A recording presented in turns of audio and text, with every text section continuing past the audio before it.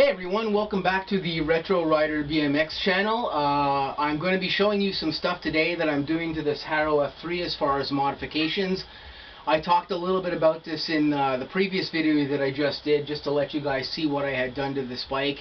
Of course, this bike is a 2009 or 2010 model, and I've been upgrading some of the things on it just to improve its performance and to strengthen the bike up itself too. Because the frame itself on this bike is a tri-moly frame, or all the main tubes are all chromoly.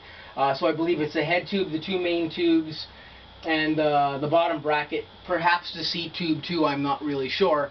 It was hard to find exact data on that. And of course the forks that the original bike came with have a chromoly steerer tube, but high tensile blades. The forks themselves seem pretty strong.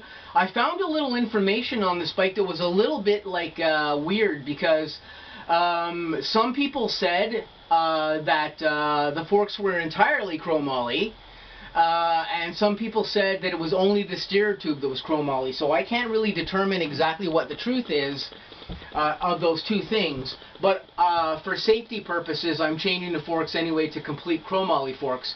So what I did is I pulled these off the bike along with the high tensile bars, and I replaced them with some Colony sweep tooth forks exactly like these ones with 990 mounts. So I bought two pairs of these. One of them is on the F3 and the other one is going on my GT Performer. With these Colony forks, the one thing I did not realize when I bought the forks is that they have 10mm dropouts on here. I automatically assumed they'd be 14mm because most of the wheels I've been dealing with are 14mm lately, the axles on them.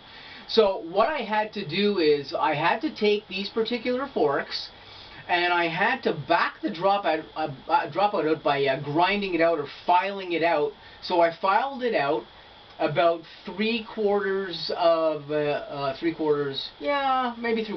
a third of an inch backwards, so that the 14mm axles would fit into these dropouts. I did not change the diameter of the dropout though. It remains 10mm or 3/8. What I did instead here is that I took the wheel itself, I filed it, like I said, I filed the dropouts a little bit backed up here. I'll show you the actual dropouts up close in a minute here. And what I did is a little trick that that I remember from the Profile bicycle company back in the 80s used to do. When you used to buy a Profile bike, or more specifically if you bought Profile wheels, the axles in Profile wheels were notched. So the axle was a 3/8 axle, but all along both sides of the axle there was a little filed part that made the axle only 8mm.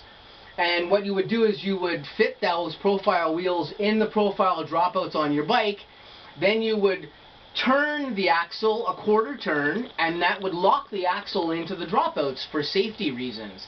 So I stole this little trick, and I'm going to just show you what I did here quickly. It's a very, very simple trick. I took these 14mm axles and I just notched them on the top and the bottom. I took a 2mm notch out with a file on top and bottom on both sides so that they would slip into the 10mm dropouts with no problem. So I just did that quickly. It's a great trick. It works very well.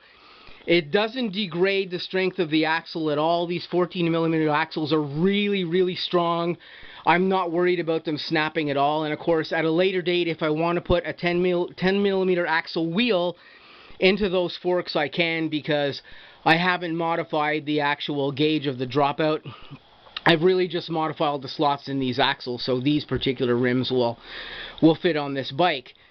So that's what I did there, and just to show you guys quickly on camera, this is pretty much what I did with the axles, with the dropouts. I just filed them back maybe a third of an inch here. I didn't change the size or the diameter of the dropout here.